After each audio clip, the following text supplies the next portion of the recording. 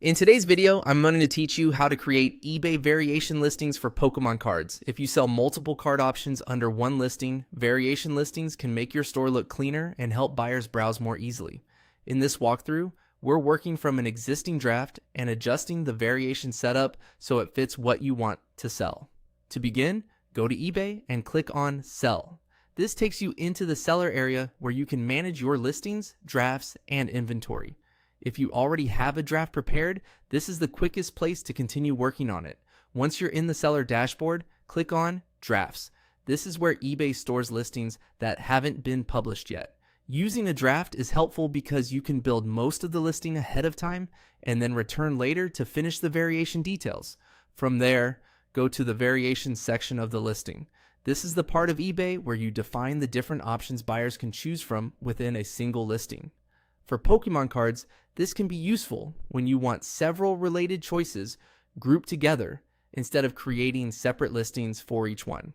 Next, click Edit. This opens the variation settings so you can change how the options are organized. Take your time here because the variation structure affects how buyers see and select your items.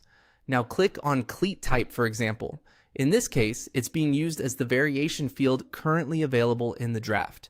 Even if the label doesn't perfectly match Pokemon cards, this step shows you where the variation category is being selected inside eBay's editor.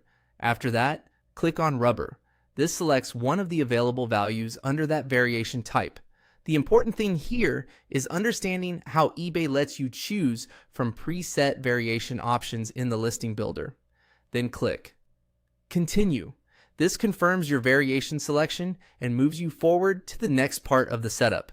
If something looks off at this stage, it's a good idea to double check before moving on, because it's easier to fix variation choices now than after the listing is finalized.